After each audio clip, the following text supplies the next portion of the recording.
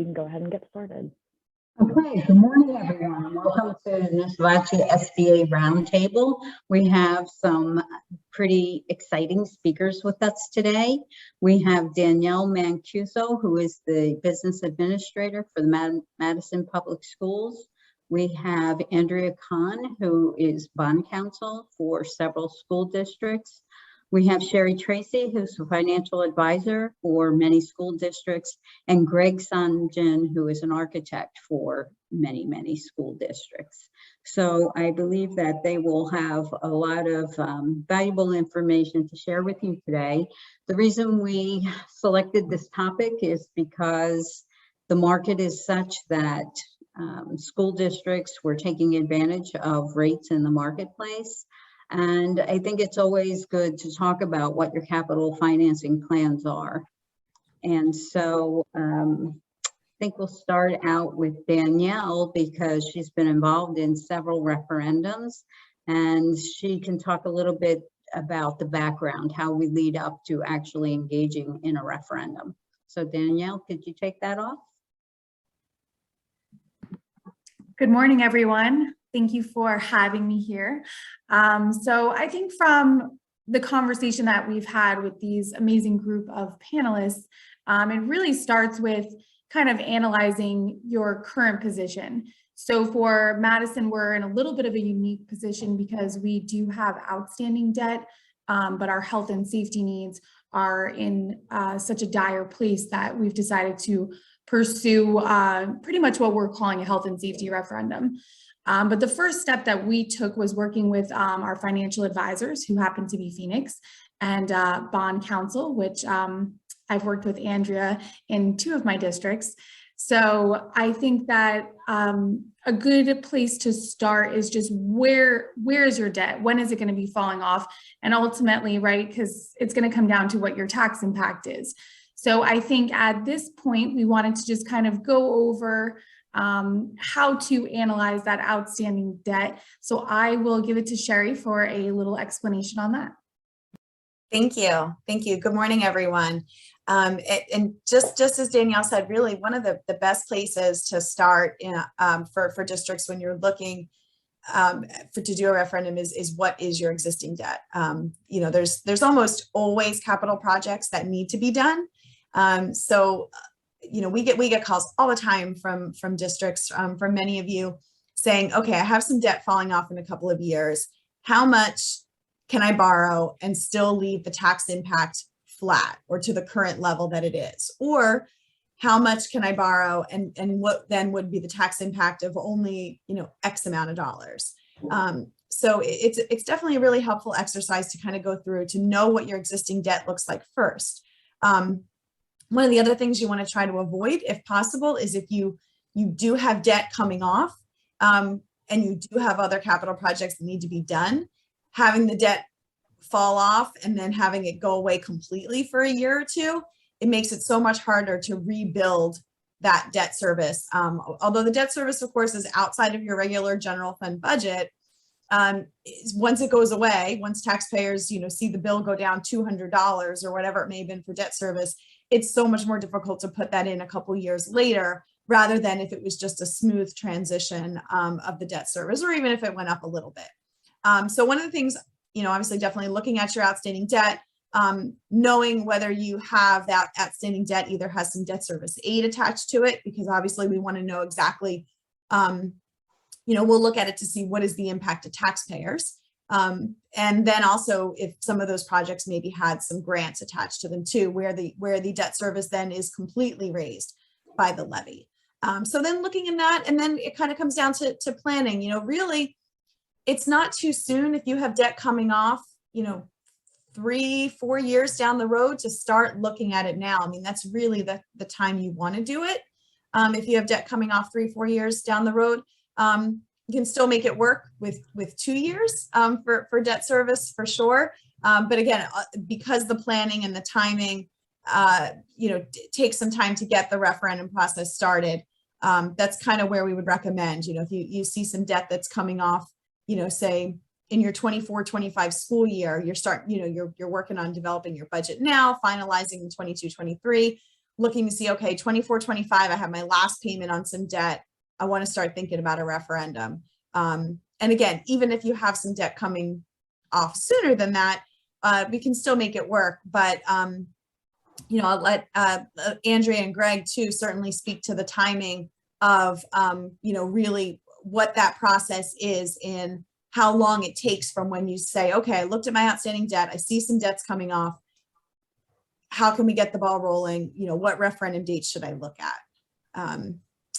So I guess, Andrea, do you want to talk a little bit about the dates, and then maybe Greg, you can talk a little bit then about the process of applying to DOE and all of the things for the referendum. Great, Sherry. That's a great segue. The first item on our timeline that we usually put out is that the Board of Education and the public determine the scope of the proposed project and estimated cost. And my entry there is always as long as it takes. And Sherry is absolutely right. You should start looking at it earlier rather than later, because sometimes it takes several years. First of all, you want to make sure that your long-range facilities plan is up to date. The DOE requires that you haven't, as recently as 5 years, had a full update of your long-range facilities plan.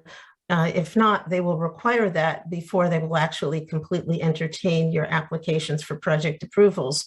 So that can be a source of delay. It's also important to make sure that your demographic information is up to date, because that will be required for your long-range facilities plan. And when your population is increasing, it will also impact the amount of debt service aid that you can get for construction. I also like to remind people that it's the board and the public. It's a difficult position to be in when the first time the public feels that they're involved. And I realize that can be a subject in it of itself, but it's important that the public be involved in helping to develop the priorities of the school district, so that when they adopt their bond proposal, isn't the first time that there's a big involvement of the public and they feel that the decisions have already been made. I think that there's credibility, and it helps to pass your referendum when the public has been involved in developing those priorities. Now, as far as the applications go, once the Board of Education decides on the scope of the project with that public involvement, it will authorize the architect to make those applications to the Department of Education for their review. The Department of Education will review and approve projects, number one, to confirm that they're meeting the requirements, the code requirements for construction, but number two, that it will be consistent with your long-range facilities plan, and where necessary, will approve an amendment to your long-range facilities plan. And then finally, they will determine those elements of the project that are eligible for state aid. Now, under the Educational Facilities Construction and Financing Act, originally, you were allowed to choose between grant funds and debt service aid.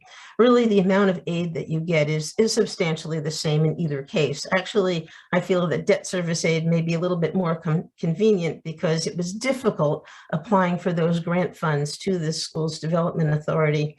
And once the debt service aid is approved, it's in place. At least the amount of the eligible costs are in place. Originally, they told us that we needed 5 months prior to the election date. And that was because the DOE is required by law to consider and approve a project or turn it down within 90 days. During the pandemic, we found, of course, that that was not the case because of manpower problems, because of people from the Department of Education being in the office. There's also an out that they can ask for an extra 60 days when there's a large number of applicants. And in addition to that, they have to determine that the application is complete, and that can be an excuse for delaying further. So most of our clients are encouraged to make that application as soon as possible, at least 7 or 8 months prior to the proposed referendum date. The other timetable that you need to take into consideration is that A bond question or one or more bond questions can be submitted to the public for a vote either at your annual election, and I think there's only about 11 districts that are still with an April election, and at your November annual election, or one of the 4 special election dates that are authorized by statute. And these include the last the last Tuesday in September, the second Tuesday in December, the 4th Tuesday in January, or the second Tuesday in March. The September date can be moved because for religious holidays, and in the beginning of the year, the Commissioner of Education will post the special election dates. This year, for 2022, the September date is actually in October. It's October 4th.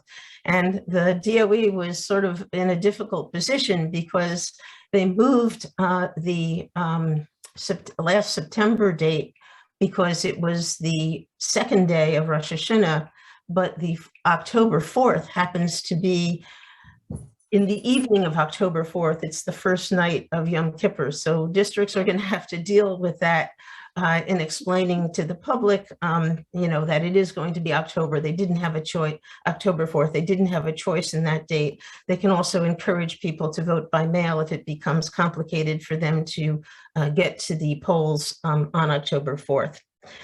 So once the applications are submitted and the commissioner has 60 days to respond in most cases, once those preliminary eligible cost letters are issued to the school district, you're permitted to review them, and you could actually are authorized to appeal them. You have 30 days to announce that appeal. Realistically speaking, you get no benefit from an appeal because they're not going to change your numbers by more than 10%. In most cases, if there's just a plain old error, they don't treat it as an appeal, and they will reconsider and revise a PEC letter where there's obvious mistakes. You then have the opportunity to either accept the preliminary eligible cost letters or do nothing. If you do nothing within 30 days, the Department of Education is going to issue your final eligible cost letters. And usually after the eligible cost letters are received, we're asked to prepare the bond question. I prefer to do it at a regular meeting for the convenience of the Board of Education. It has to be approved by a majority of the full membership. And we would prepare that resolution authorizing the form of the question. No statement is required by law unless there's more than one question. And if there's more than one question, we only have to put in the aggregate cost in the event that both questions or all the questions are approved. I usually don't like to add extra information or add a statement when it's not required. Because if you don't state things exactly the way people interpret them, it can be an opportunity for appeal. So once that happens, the board is usually in full mode to enter into its public information piece, and we can get to that part later.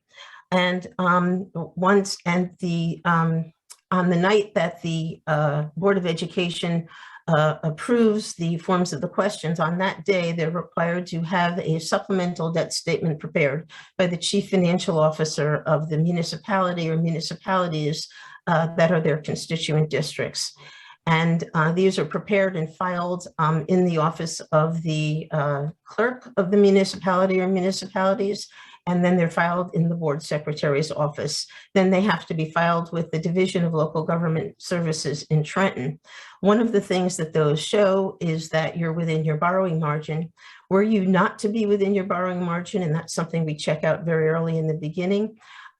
If you're a single purpose, a single municipality district, you actually can use a part of the municipal borrowing margin, but if you exceed that, you can only do that with the approval of the Department of Community Affairs and the Commissioner of Education. And after that, there's usually a public information period, and then the night of the day of the referendum, you're permitted to be as long as from 6 o'clock in the morning until 8 o'clock at night. Most districts will determine a period of time that they want to be available. Many districts will not go for that full period, mainly because of the difficulty in getting election workers. And at that, let me turn it over to Greg, and he can discuss the planning, the examination of the facilities, the considerations of debt service aid, and the other activities that he is involved in advising the Board of Education. Thank you, Andrea. Good morning. This is a little surreal because all I can see are the panelists, and it feels like I'm talking to absolutely nobody. Not that the panelists aren't anybody, mind you, but I'm sure there's a lot of other people out there.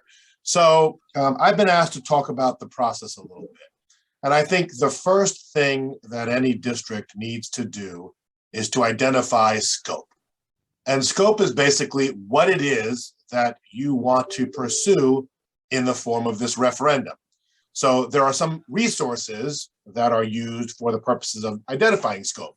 Your long-range facility plan might be a resource. You've already spent a lot of time working on updating that as required by law to allow you to put money away to capital. And there are probably lists of projects in the long-range facility plan that might be a consideration to including in a referendum. Not all necessarily, but that's one spot that you might look to. The second is if you and your team, administrative team, your facilities team, if you already know that here are the things that we want to pursue as a project, then that's another area to identify the scope that would be part of the referendum discussion. And then lastly, even though you have a combination of those first two, the third option might be to bring in your professional and to do a facilities assessment, to do a deficiency analysis, and to have them physically walk the buildings, do interviews with your principals, do interviews with your facilities team, and to identify what might have changed over the years that is not in the LRFP, or that others that don't know about, that you may want to add into the consideration for a referendum. Walkthroughs are a great way of identifying current deficiencies and for a fresh set of eyes. If your professionals are new, if your professionals are not new and have been with the district for a long time, they may already know some of these things. So those are kind of, as a high level summary, those are the first things that need to be done in order to identify the next steps in this process.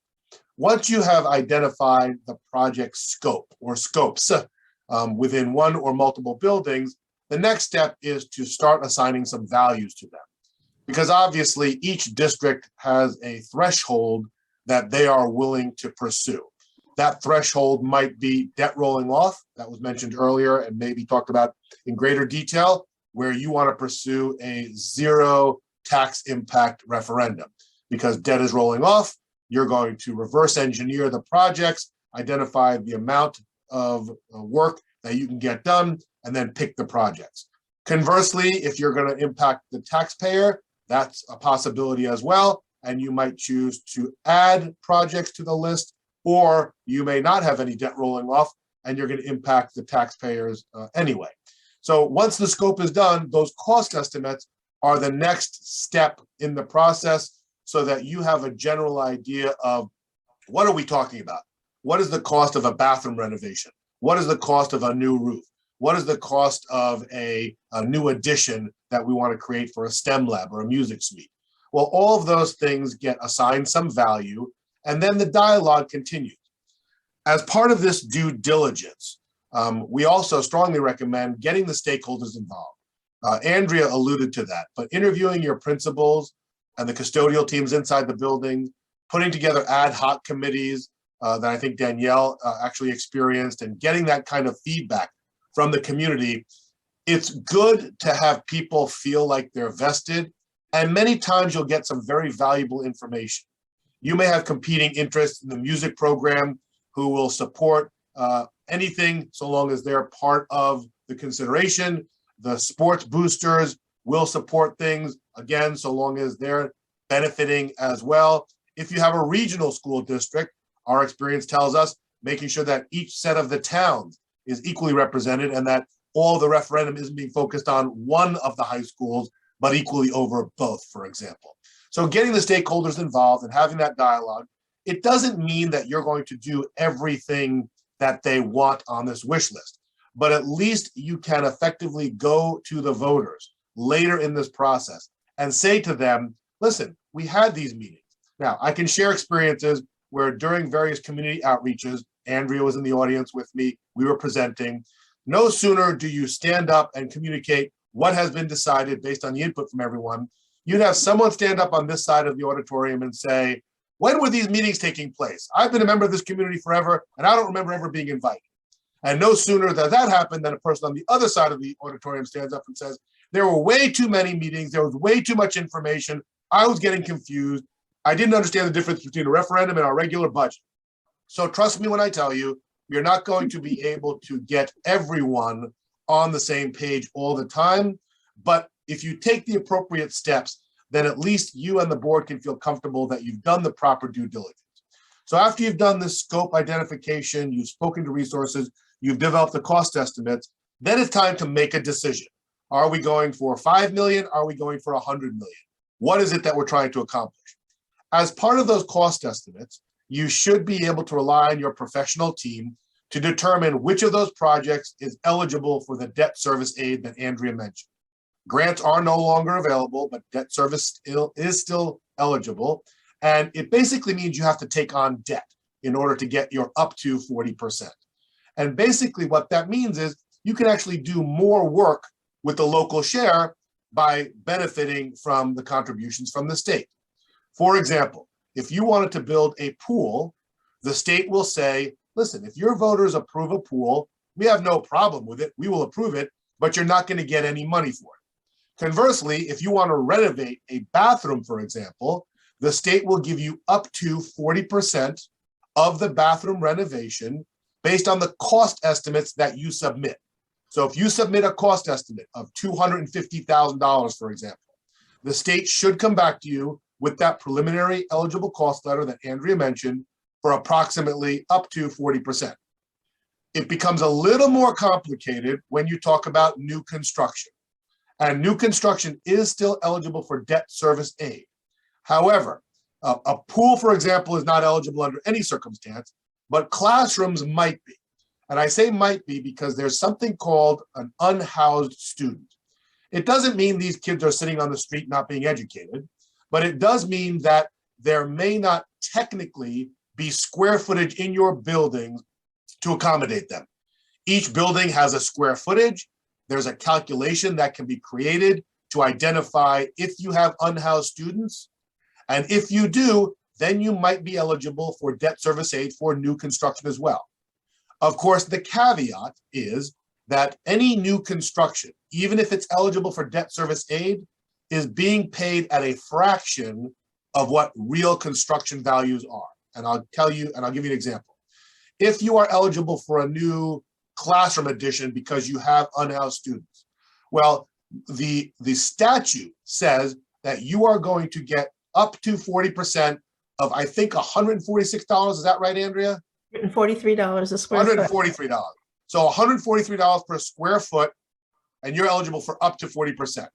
However, I don't know very many places in the state of New Jersey that are building new construction for $143 a square foot. In reality, it's $300, $400, or $500 a square foot. I'll wait a second while you all get off the floor, having fallen off the chairs. That is the reality, especially in the market today, with all that is going on with the pandemic, material delays, and a host of other things. Material costs are going up regularly, and there are a shortage of some materials that contributes to that excessive cost per square foot.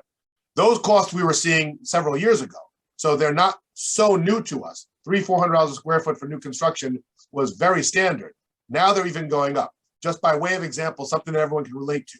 A piece of 4 foot by 8 foot plywood, 1/2 inch, 5/8, 3/4, whatever, maybe a month ago was maybe $40 or $50 a sheet, and today it might be $70 a sheet. So any of you who are doing home renovations can relate to these kinds of things because the cost of materials are going through the roof and the availability is a big issue. But when you do these estimates and you identify what is eligible for debt service aid, and those are kind of the 3 categories. The 3 categories are the debt service aid that would not be eligible, specifically a pool or something else that you're still allowed to do, but your taxpayers are going to pay for it all. A renovation. The state is promoting doing renovation. That's why you get up to 40% of whatever your professional is actually budgeting. And then that third category is any new construction is only going to be eligible for up to 40% of the $143 a square foot, even if you are eligible. So recognizing those buckets, you now have an idea of how much your referendum may cost you and ultimately can make an educated decision on how to proceed. Once you sign off on the projects, the professional team has to go to work, has to interact with the Department of Education, get a state plan number. The board has to pass some resolutions authorizing the submission. And then there are dozens and dozens of forms that have to be created and drawings that have to be created in order to do the application to the state. Once the DOE application and drawings are prepared, then ultimately sometimes, depending on the kind of work, you may also have to submit to the planning board, which is a review and recommendation process, or you may also have some kind of interaction with other agencies. We've had clients who wanted to pursue new construction projects, and we had to do a letter of interpretation for wetland delineation on a property. That alone could take a year to get approved because the DEP, like all the other state agencies, are backlogged. So recognizing the scope of work early on should help you identify a timeline.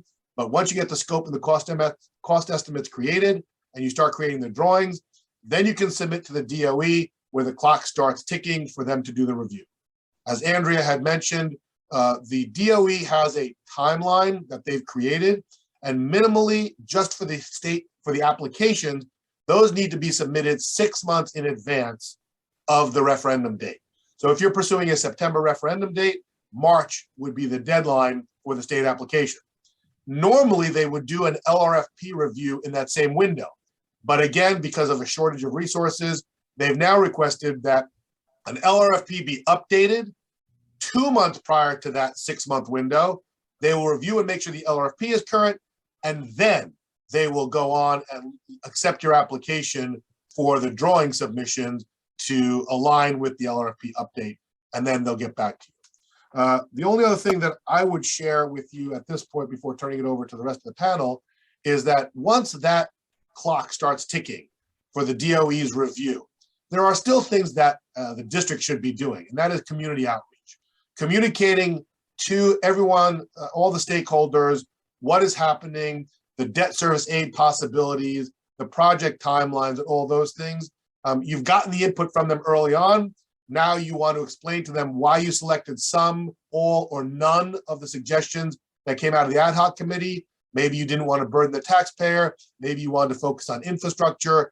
Whatever the circumstances are, being a good communicator with the community leading up to the vote is critically important so that they understand why they were or were not things included that they recommended, and allowing them to understand what they'll be voting on. Again, you'll always have some inconsistency. There will be people that missed communications or didn't understand it. But at the end of the day, we have found tremendous value in that ongoing communication with the community itself. Kathi, I'm not sure who you'd like me to turn this over to now, but I will turn it back to you. Thank you. That was excellent, guys. I really appreciate it. But I know as auditors, Val, Mon, Heidi, and I can say that we have become more active, very proactive in talking to our clients about all kinds of things. We know that there have been changes recently in school business officials, you have changes in superintendents, and you want to make sure that the continuity of information to the board is up to date at all times. So I sit down every time we issue an audit and the time between the audit is issued and going to present it to the board, and I go through the various funds and I think about what they need to know. And so I have expanded my commentary to look at debt service and say, there's only 3 more years left. But I have spoken to several clients saying, you know, your debt service is falling off in 3 years. What are your plans? What are your building needs? That's really not at my level. That's at Greg's level to know what the building needs are. to get that feel. And there are some people who say, we're not going to do it. And so I'm just going to say it again so that it resonates with some people who are listening today, that, you know, we have sayings in our audit world, and that is when fund balance goes down, it is incredible to get it back up. We always talk about momentum. Well, let me tell you, taxes are a very near and dear thing. And Sherry said it, and I'm going to say it again. If you allow the debt service tax levy to fall off, trying to get that back is like reinventing the wheel. So we strongly, strongly, strongly encourage you all to be looking at that and talking to the people in your school district to have a plan in place. I've also had a lot of clients who have said, we're not going out to referendum. And I would say to myself, I don't understand, you know, to keep that debt service tax levy level, it really shouldn't be an issue. But districts are choosing to finance things through capital reserve. And you know that when you're putting money in capital reserve, you're still under that 2% increase in costs. And when you have operating costs going up, I don't know how you can manage capital and operating within that 2%. And then the third point I want to make, which has been spoken about by all four of the panelists, is that there is debt service aid that's for eligible projects. Now, I know when Greg was talking, he was kind of killing me a little bit there. I don't know what the actual percentage works out to be in terms of how much the state does contribute to the various projects. But to finance 100% by the district is obviously not a good position to take if there is debt service available. So I think you always want to avail yourself of that. And what I've garnered from talking with all these professionals is to determine what is eligible and what is ineligible. So Greg used the example of a pool. Well, I know there have been, every time we talk about capital, it's turf fields, turf fields, turf fields, turf fields.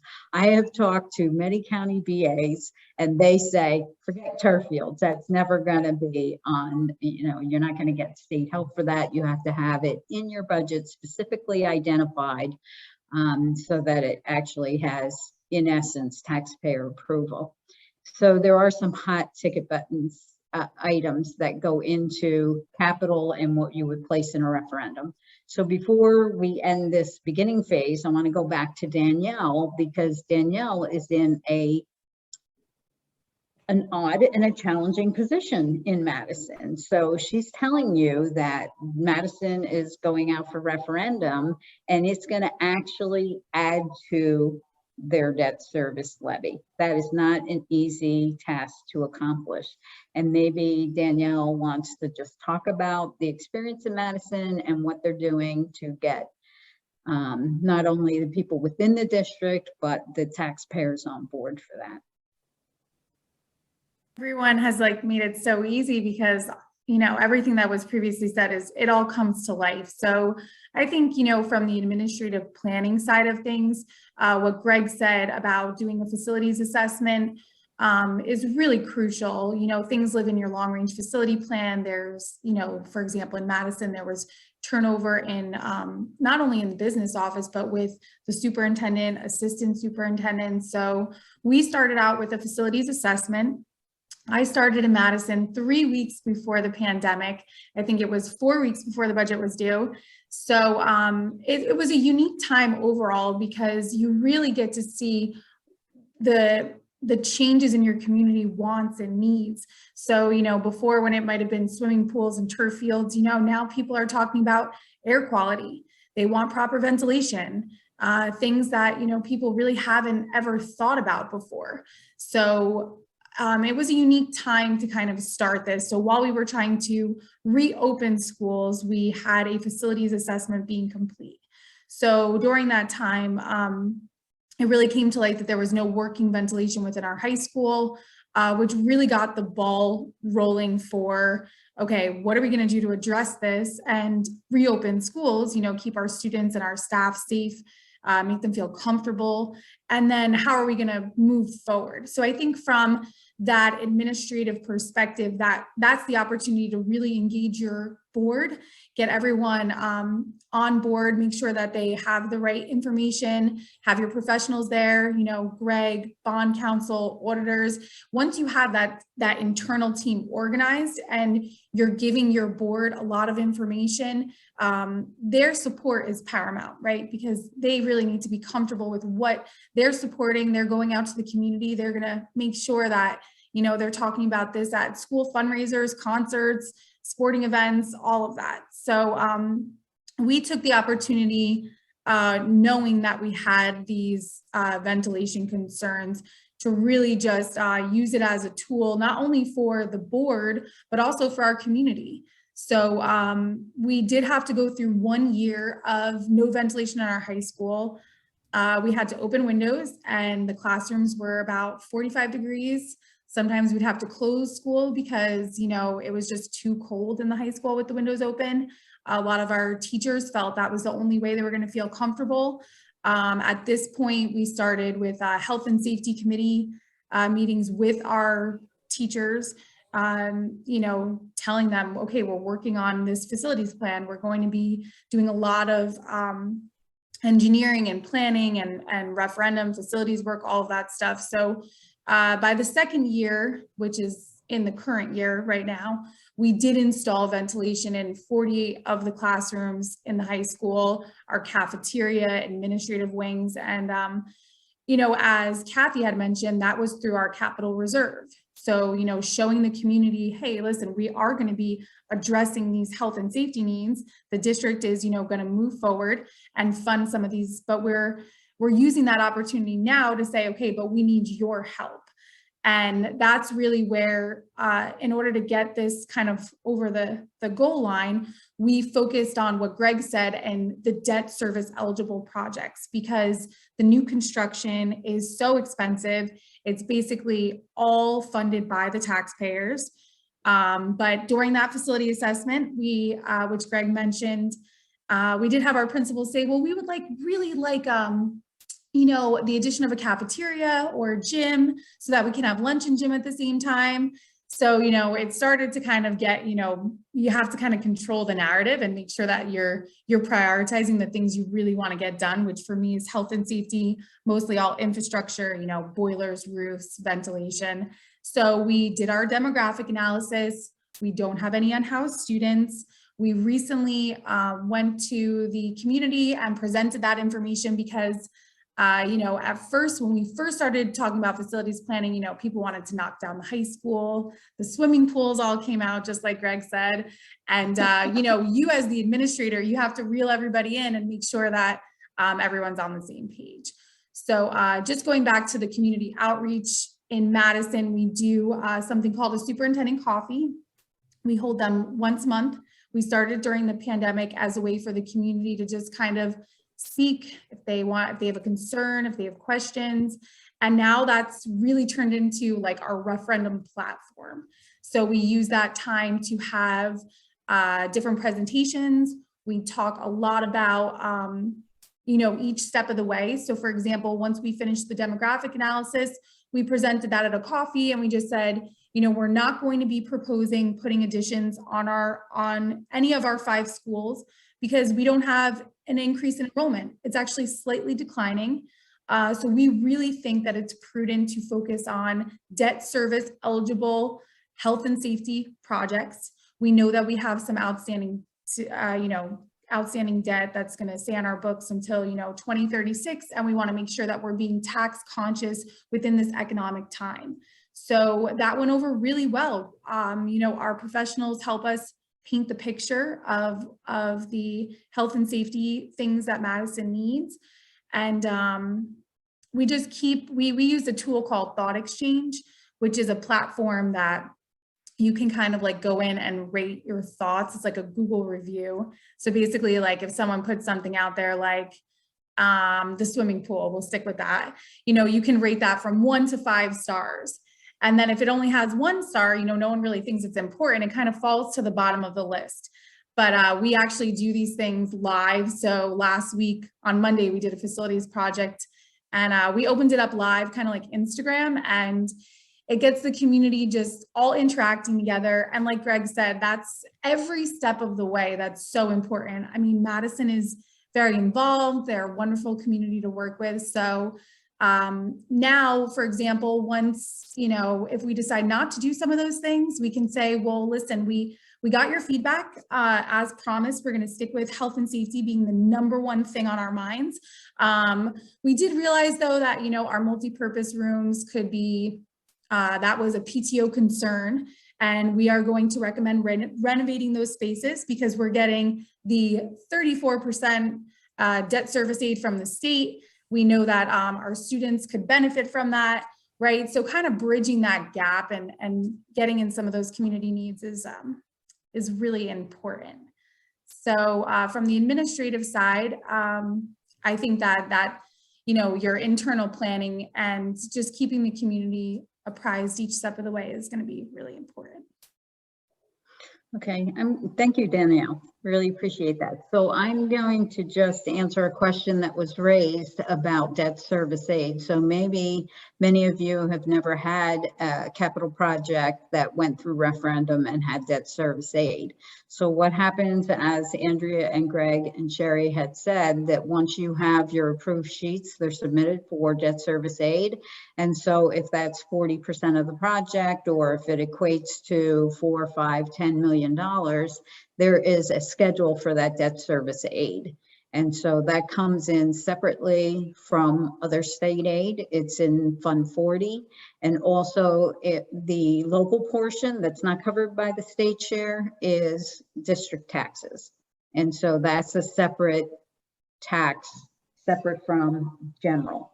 So when you're going through your budget and you're looking at the increase in the general tax, this is outside of that, completely separate. So I hope I made that clear.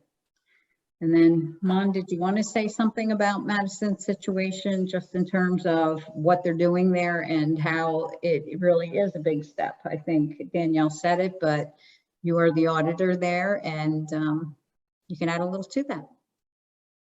Well, as Danielle said, the community in Madison is very, very involved, and it's good that they get all the feedback. And what's unique is that they actually just did a refunding. Is it last year now? It's time flies by so fast that it seems like, so it's like beginning of 2021, we did the refunding, right? Yeah. So now they're going off for this referendum, which is going to be like Danielle said, and add on debt, which is, you know, but I think getting the community involved and on projects that they are willing to support helps the referendum pass when it comes time. Yeah. Excuse me. So Danielle, this referendum has been in the works for a while and not quite ready to put it out there. Do you want to talk about that a little bit before we? I think that and Andrea and Greg will also be able to speak to this quite well, is getting everyone on that, keeping that timeline in front of your board and your administration is so important, because, you know, there's so many different things that kind of just continuously pop up that can kind of skew things or steer you away from what that target goal is. I think for us, it was actually a benefit to be working on this for 2 years, because we were in the middle of the pandemic and there was different needs coming out, you know, almost on a, you know, monthly basis at one point. So for us, we used it as a point to just communicate, like, listen, this is the actual state of our facilities. You know, we have freestanding air purifiers. We had our engineer come to board meetings and speak to the community, and we used it as a tool to get them more involved. But now we're targeting a DOEC mission for June. So hopefully that'll lead us to just vote in December or January. So once we'll be at about 2.5 years. But I think in my specific situation, because we are going to have a tax impact, And because the community's so involved, I think it actually worked, as a benefit. But, if you come out and you say that referendum word and, you start getting all these scary emails or, pushback from community members, that could happen too. So I think slow and steady, in my experience, is kind of the better way. Greg, what do you think?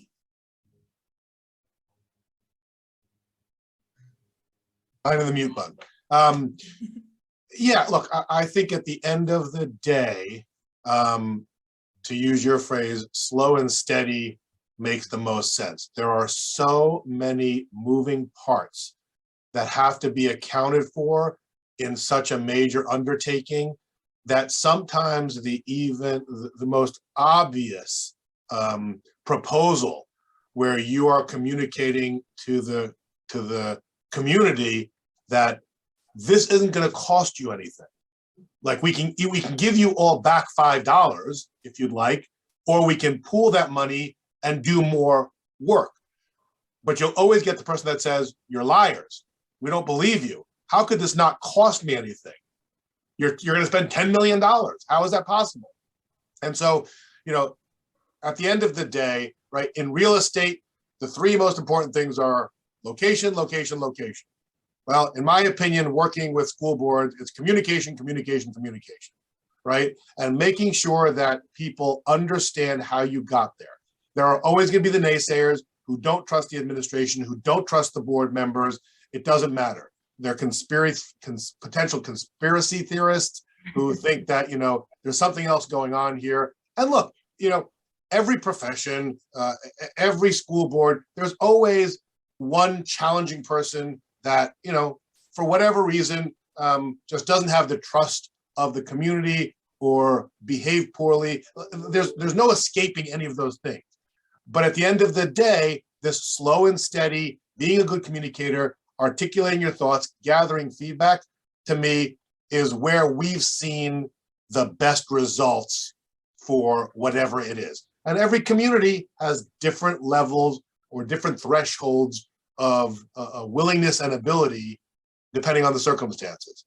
And generally speaking, in my experience, when you address most of the community, sports, arts, education, you always have a much more successful outcome than if there's a focus on one of those components and someone just feels left out because their kid never participated in that arena.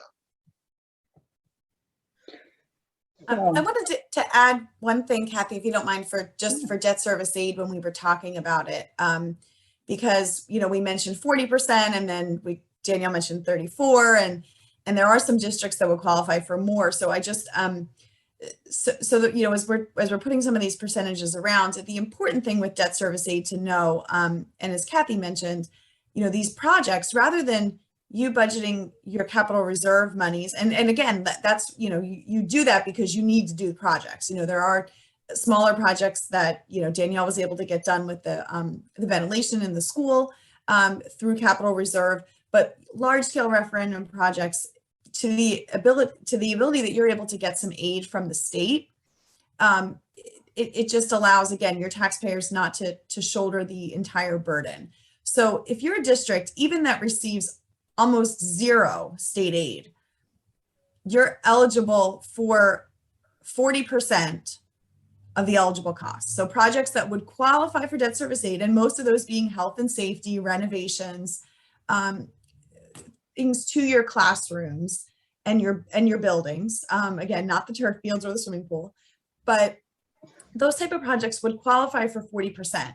Now, the reason Danielle mentioned 34 is that for the last 10-ish plus years, the state has only appropriated 85% of what's been promised. So they tell you 40%, you'll get the letter, your preliminary eligible cost letter, and then you'll get the final eligible cost letter. Andrea will be required to write your ballot question that goes to voters saying 40% of the eligible costs. However, the state has only appropriated 85% of it, hence the 34%. So when we're looking at tax impact projections, we look at 34% on the eligible costs as opposed to 40, because with the state having for 10 plus years now only given you 85% of what's been promised, you know, a little bit doubtful that they might bump up to 100% next year. So, so we've been using that number. And again, for districts, if you're a district that receives now on the other end of that, if you receive state aid in excess of 40%, if you get 50, 60, 70% of your budget, your debt service aid will be equivalent to that amount. So some of these projects, then you'll receive debt service aid in a higher amount. So that's important to keep in mind too when you're looking for projects. When you're looking at projects, that the percentage of aid that you receive will be either the 40%, the greater of, either 40% as a minimum, or the amount of debt service aid or the state aid that you receive normally. Yeah, Sherry, that's a really good point. Thank you for mentioning that, because, you know, Madison, obviously we do not receive a lot of state aid because it's an affluent community, but your state aid is based off your free and reduced population. So for example, when I was in Boundbrook and we did a referendum, we were, predominantly funded through state aid and not the tax levy, right? So we got a lot more money for those debt service eligible projects. We received a lot more in state aid. And, one of the reasons why in Madison we are focusing on the debt service eligible projects, like you mentioned, is because we want to relieve our taxpayers of that burden. And I'm sure, Andrea, you can speak more on the topic as well. Yeah, I'd just like to add, as a strategic approach, some of the projects are more likely to receive debt service aid than other projects. And what many districts will do will include those projects in the referendum to maximize the amount of debt service aid that they can receive. And there are other ways to fund the other projects, including through capital reserve and through energy savings improvement program financings, through shared services projects. Like a pool might be an ideal situation for something like that if it's something that the community really wants. So you could do either a facilities lease or you could do an equipment lease. Now these are funded through the operating budget, the general fund budget, so they will be within your cap, of course, by doing your 2% tax levy cap. So of course, it will count, but you could spread that out by financing them over 5 years.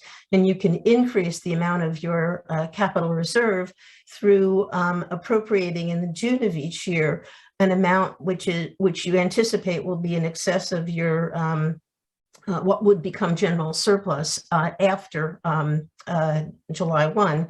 So you would be able to appropriate that and put that into capital reserve to avoid just returning that to the taxpayers and not raising it from taxation, which can also affect the how level your tax impact will be on your operating budget. So there's a bunch of strategies that are involved in figuring out what you want to finance, how you want to finance it, and how you want to proceed. But most districts would like to maximize the amount of aid that they can receive.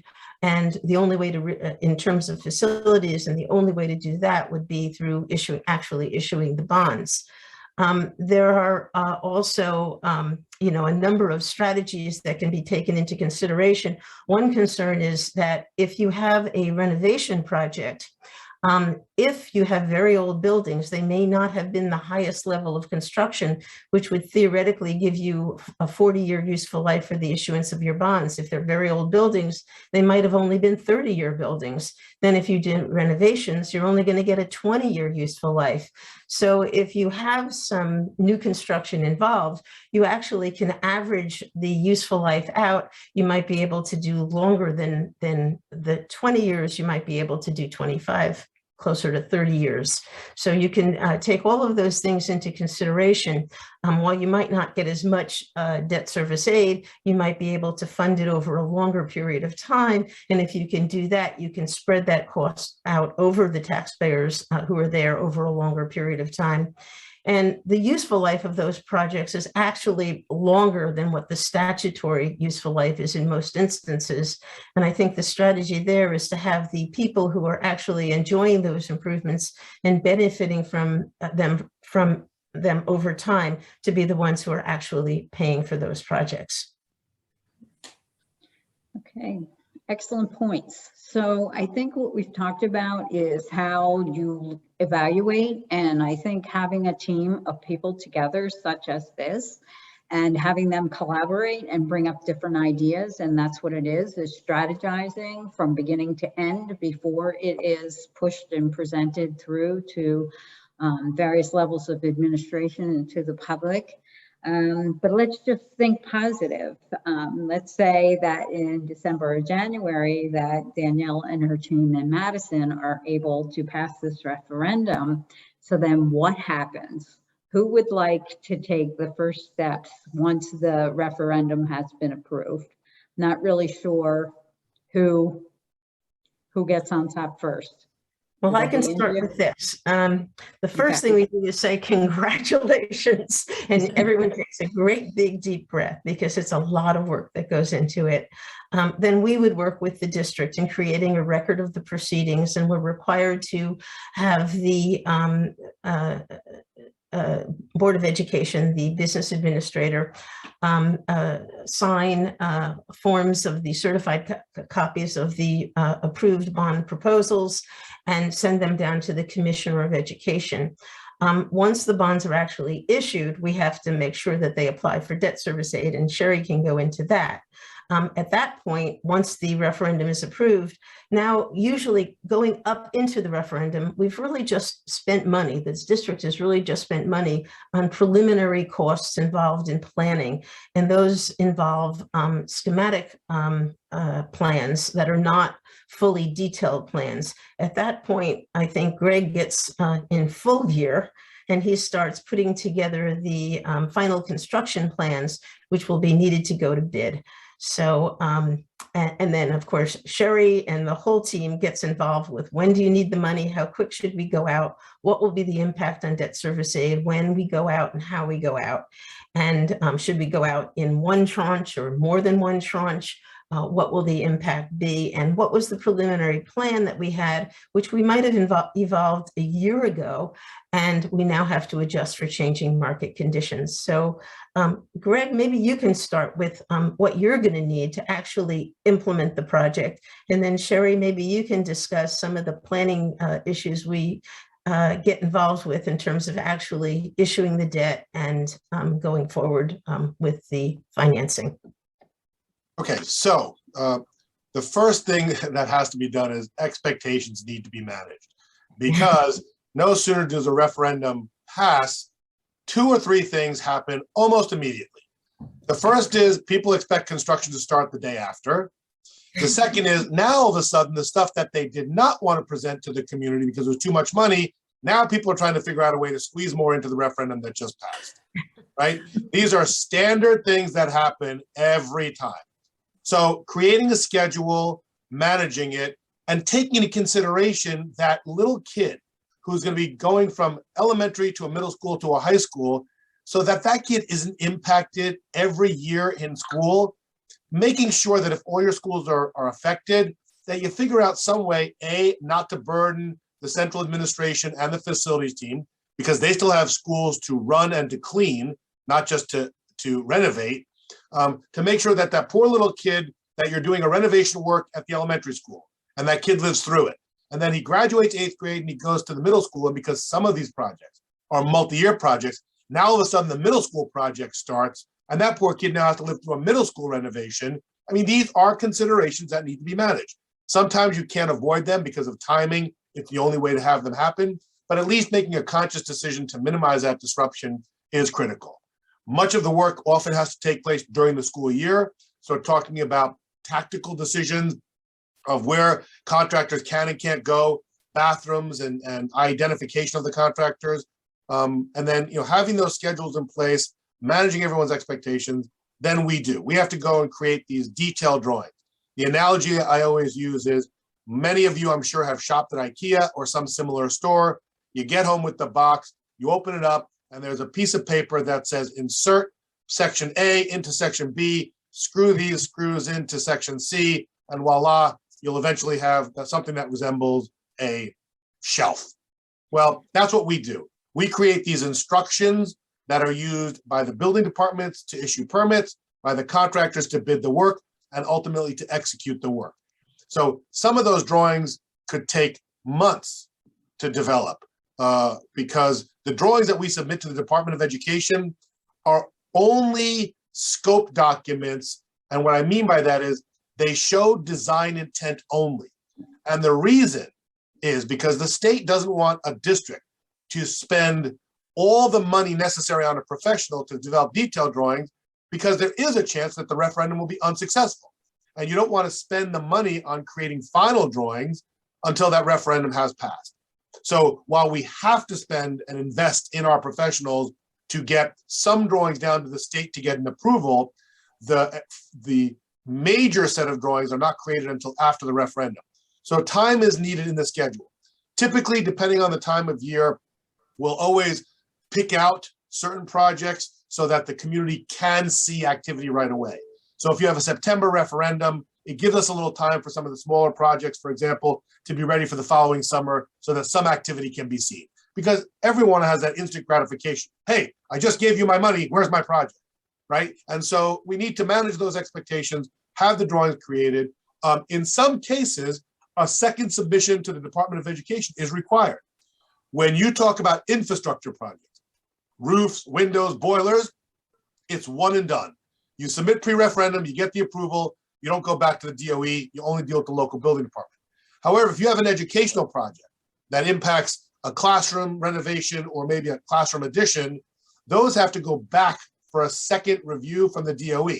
So that timing needs to be taken into account. Once you have all the drawings done, you generally phase them, you go out to bid. The market is unbelievably volatile now. I mean, you have projects that are coming in much more expensively than were budgeted, which is another challenge. Remember, these budgets that were created are now a year and a half old, minimally. And so you're dealing with market escalation and you're dealing with a host of current circumstances. The war in Ukraine has an impact on things in this country. And so no one could have foreseen that. And we're dealing with those things after the fact. So again, developing the drawings, going out to bid, getting a good contractor on board, which by the way, you have no control over. The realities are that the way the New Jersey law is set up, you have to pick the lowest, quote unquote, responsible bidder. And that means they basically have passed the litmus test from the state to get a pre-approval. And, you know, they apparently can do work in the state. That's probably a presentation on its own that talks about the complexities of bidding in New Jersey and, you know, having difficult contractors who, I never envy contractors. I've always told them, you know, you are putting together a price and you want to get the work, which means you need to sharpen your pencil. And at the end of the day, it's not an envious position to be in, but it's the system we have for better or worse. And then once construction starts, you know, you have to monitor it. You have to make sure that the work is phased so that you can have, you know, the contractors working in a school and being minimally disruptive. And then, you know, closing out a project is just another challenge that you can add to the list. Because I'm amazed at this day, typically you'll review and approve payments progress along the way, but there's always retainage that's kept at the end of a project. And ultimately that retainage is to help close the project out. And yet contractors get to a certain point and it's difficult to get them back to close out a project, even though you're holding anywhere from 2 to 5% of their money. I don't know why, but that's just the realities of it all. So I think that wraps up what I can share. I'll go to Sherry. Thank you. Thank you. That was great. It's great to hear your side too. You know, we're always looking at the financing end and, you know, and what interest rates are doing and how things match to the budget. So it's always, it's great to hear, you know, from your side as well, Greg.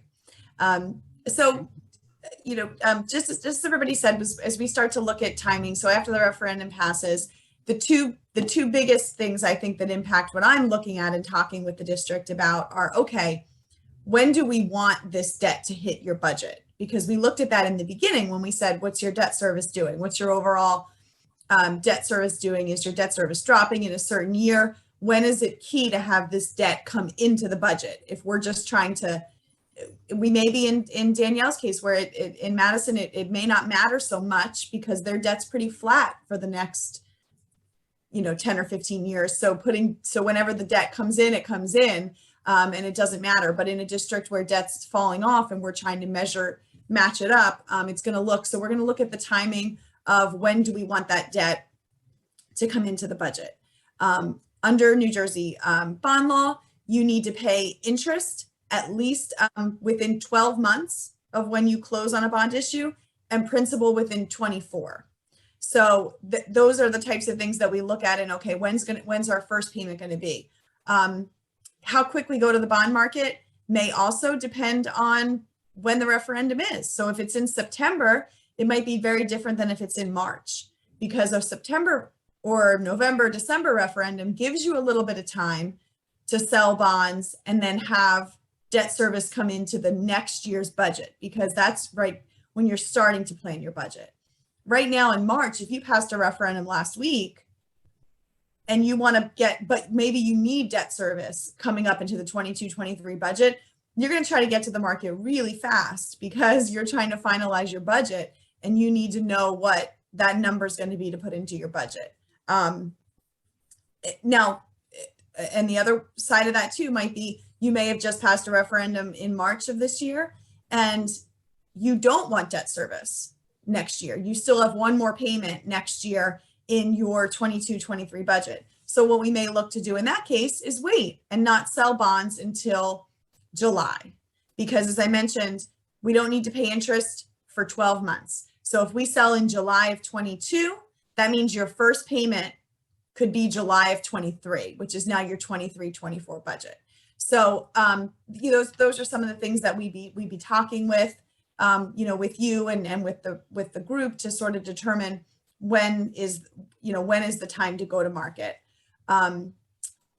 Also with that is, we've been in a rising interest rate environment.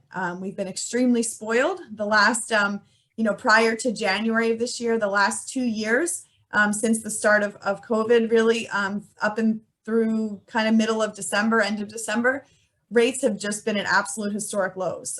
You were selling bonds for less than 2% in districts, 20-year bonds that were going at 2% or less. And that had a very quick turn in January, right around the third week of January, when the Fed started to put some messages out there that there's going to be a few more rate hikes than I think, or at least anticipated rate hikes than some of the economists had planned at the end of last year. So rates shot up, almost a full percentage point within just a couple of weeks. So that's, that's a lot. They're still very low, but as I mentioned, we've just been spoiled the last 2 years. So, but some districts are also looking at that too with regard to timing of when to issue the bonds, because with further rate hikes on the horizon, a lot of districts may want to get in and sell those bonds sooner and lock in the rates that we know now rather than not knowing where they might be.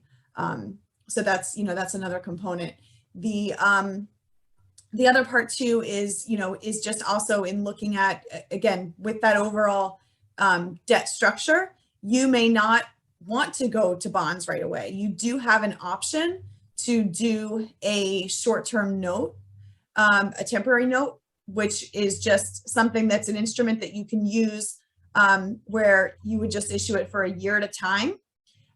Maybe you don't have debt coming off for 2 or 3 more years, and you wanted to give some time in case your referendum wasn't successful. And so you wanted to go out to the public early, or you wanted to just go out and you have these capital needs, you wanted to get started on the projects, but it didn't match up exactly with when your debt was coming off. So you can use these short-term note instruments. The difficult part about it is that the interest on the notes needs to be budgeted in your general fund. And I can let Kathi or Mon, talk about that from an auditing standpoint, but that's the only time where you would actually have debt service, because it's not quite considered debt service when it's due within a year, to be put into your general fund budget. But the end up being another vehicle you could maybe use if you're not quite ready to issue bonds yet. You could do them for a year, you pay the interest when they're due, and then you go out to do a bond issue. That might just be another strategy you could use to have the bond issue a little bit further down the road. Okay, so I know when all of that is taking place, there is communication between bond counsel and financial advisor to understand what the legal ramifications are. And so I've been involved in deals, and we have email exchange, and some very interesting points come up. And just recently working with Andrea and Danielle, and Sherry, is that I've heard some things recently that I haven't heard in decades. And I was like, oh, please teach me about this. What are you talking about? I've never seen this before. And I will also comment on the bond anticipation note, or the 1-year note situation. Very, very, very rare. Mon, Heidi, Val, I don't know if you've had that situation, but it's extremely rare and just used in a situation where timing isn't quite perfect, ideal. And we've managed that by perhaps keeping the note small, just the amount that's needed during that time period, so that the amount of interest that has to be absorbed in the budget is minimal. And by the way, you will get your debt service aid on it. Yes, yeah, that's a good point. You do get the aid.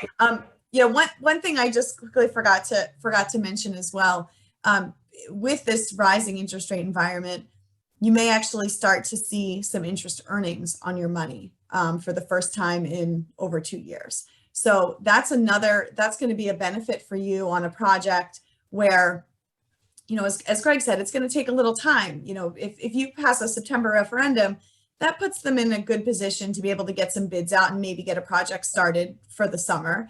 But maybe not the big projects, or some of the bigger projects.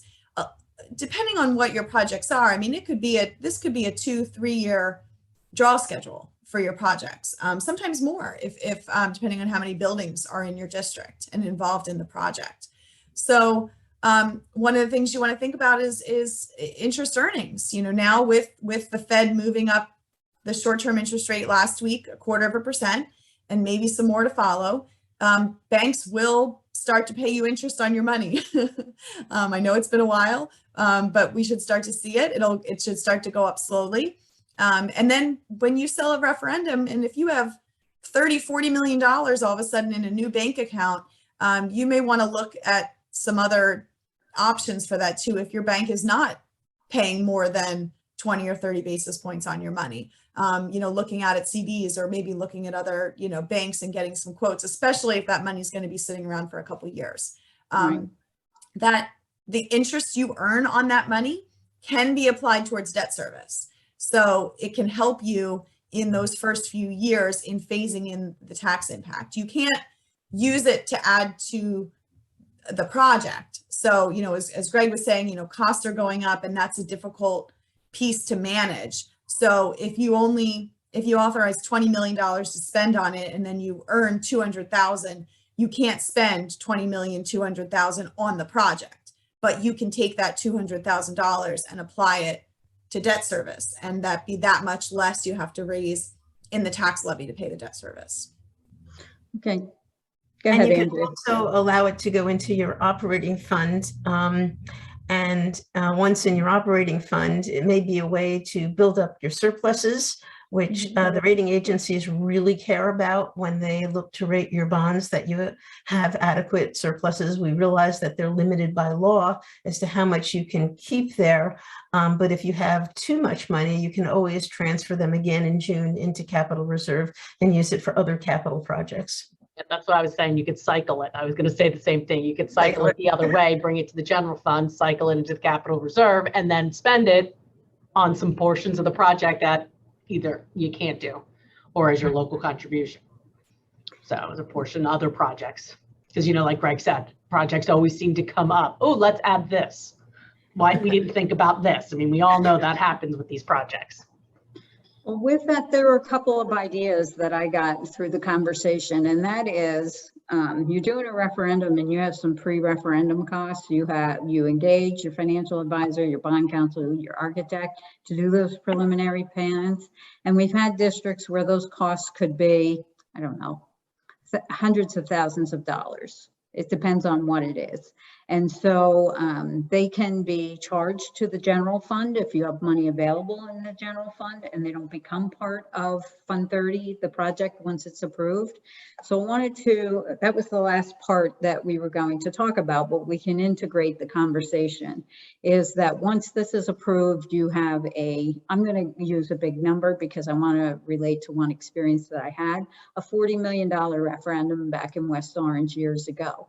And there was a big portion of that that was attributable to the high school. And I think Greg might have been involved in that project. The high school was on hold. So there was $20 million sitting there that was not going to be spent in the short term. And I forget how many years it went out before they completed that part of the referendum that was earning interest. Just to reiterate that if the project is approved for 40 million, there is a project set up at Fund 30. In the internal records, you have the project set up for am I saying my numbers right? I'm hearing myself saying something else, $40 million. And then as this interest comes in, the district has the option to take to the board and say, do we want the interest earnings to go directly to the debt service fund? Do we want them to go to the general fund? It could go either. I'm not certain that I've seen that resolution in every case, so we pretty much leave it up to the business administrator in terms of what would be the best way to manage it through the finances. And so it could go either way, but it does not get added to the project. So I just wanted to reiterate that. And again, think about those pre-referendum costs. They could be chargeable to the general fund if that frees up money in the referendum for some incidentals related to the approved projects so that it all works. Heidi, Val, you have any comments on that? Go ahead, Andrea. I just wanted to add one other thing. It wasn't an issue that we've had to discuss for a long time, but these bonds are being issued so that the interest is exempt from federal income tax. It's also exempt from the New Jersey gross income tax, which is why the interest rates are lower than other types of financing. So it's a benefit. But the interest earnings over and above the yield at which you borrow have to be rebated to the federal government. So now that hasn't happened in a long time because we can't even get near to the rate at which we borrowed, but it could happen. And you have to account for that. And you don't want to start using that interest earnings for anything until you're sure you won't be needing it for that rebate obligation if and when it should occur. So I'm sure some of you may have heard that term arbitrage rebate.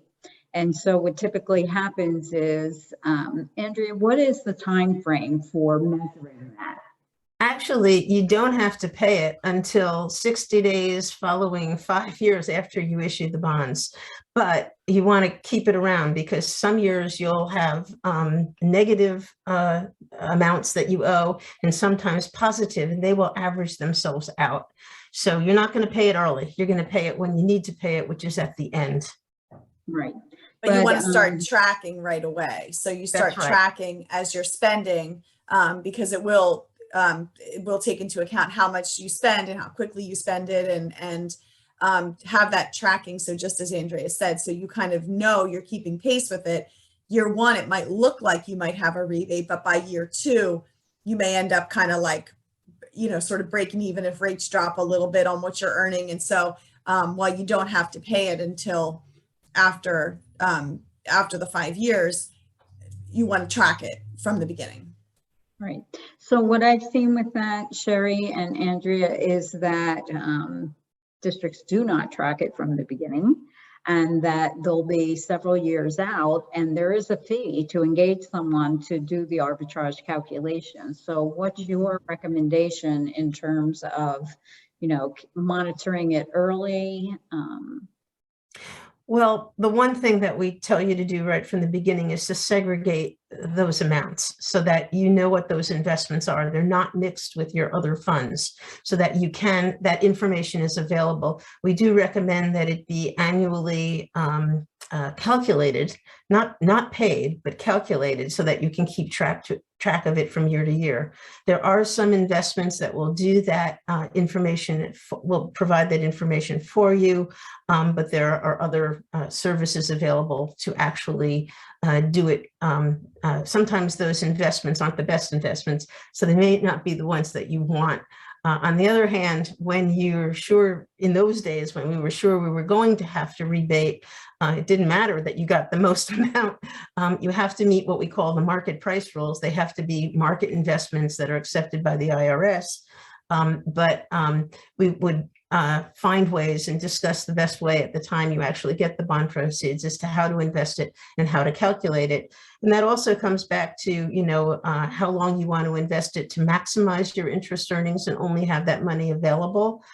What we often do is go back to Greg and say, Greg, can you give us a drawdown schedule? Conservatives, because you want the money there when you need it to pay your contractors. But then we can tie up some of the money for a longer period of time. And of course, all of those investments need to meet the requirements for legal investments for school districts. So you brought up another important point. I'm sure Mon and Heidi and Val are sitting there saying there's so many things that we take for granted, but definitely when you had a bond referendum, you should open a separate bank account because as Andrea said, it makes it clean and clear for tracking. So when they are calculating the arbitrage, they're looking at the balances on a daily basis, and it's very important that that is done. So I'm reaching out to the panel to see if there's any other step, any other point that you would like to re-emphasize.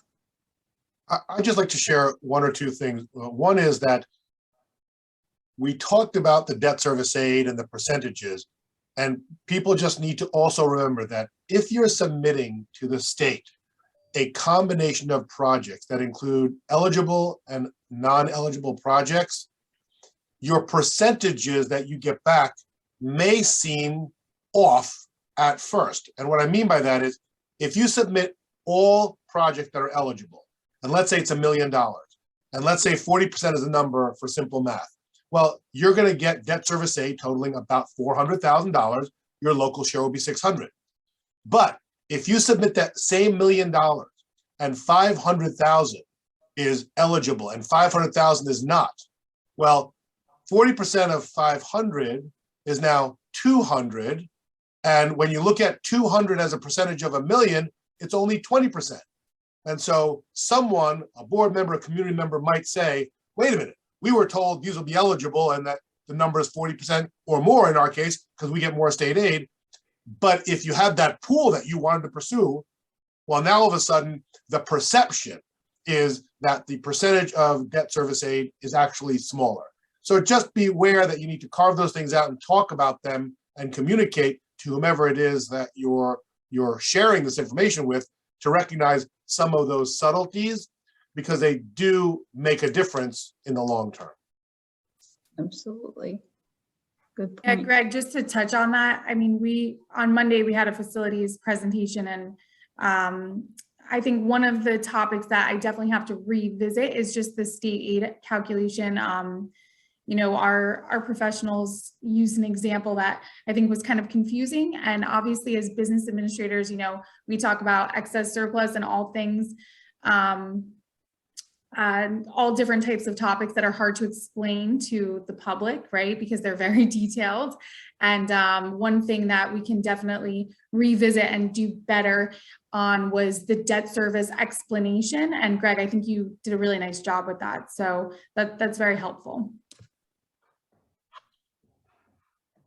Go ahead, Andrea. I'd like to mention also, we've talked in terms mostly of just one question. As a matter of strategy, some districts would like to or will consider presenting more than one question in a bond issue. They may want to lump their main question into projects that are most critical to their needs. And there are other things that they think may just bump that number up above the amount that the taxpayers are willing to approve. So they might consider having one or more questions, and you can either present those questions so that each one stands individually. Most districts will not do that because they want to prioritize. Many districts will want to put everything into everything that's important to them all at once, thinking that if there's more than one question, they're almost guaranteeing a failure of subsequent questions. One way to approach it is to put the whole thing out and give your communications to the public and hope that they will appreciate the need for all of the work. And should it not pass, come back a second time and break it out, so that the question with the highest debt service aid, you might want to put into your main question. You can make second questions, or second and third questions even, subsequent on adoption of prior questions. So these are all strategies that a board can consider in communicating with their public. Sometimes we've gotten feedback from the public that people felt they needed, quote, a choice. And then, having more than one question might meet that need. And then I also just wanted to mention one other thing about the turf. We've brought it up. Turf may not be eligible for aid, but I've actually seen when it was. And the only time that I've seen that it was eligible was in a small landlocked district where they really didn't have any fields available for their physical education program. And turf was the answer to it because they just didn't have any place else to go to provide an appropriate physical education. So I have seen turf on occasion be approved for debt service aid. And I've also seen situations where one district will get approval for something and another district will not. And it sometimes just depends on the manager and how it's seen at that particular time. There's different considerations.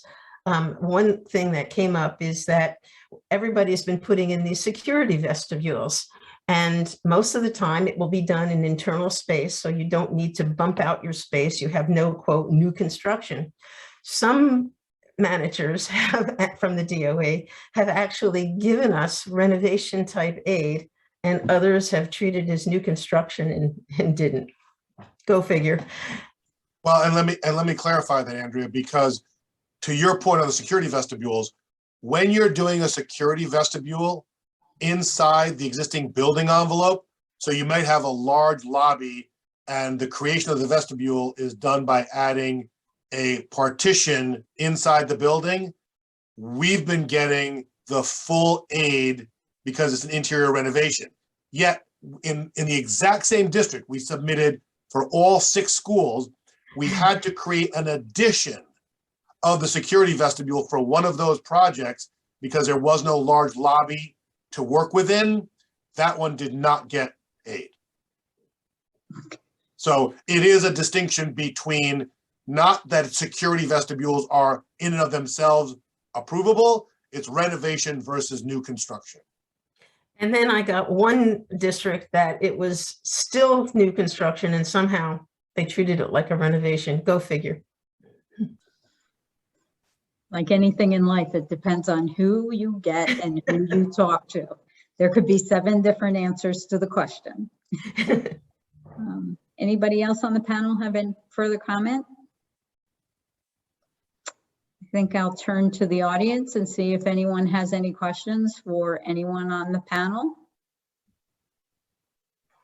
I don't see any questions in the question box.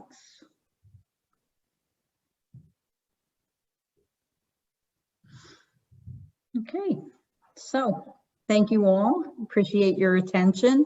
I think that I learned a lot today. You know, you're working in this environment and you think you know what's going on, but every day there's something new, something different, and it's really rewarding.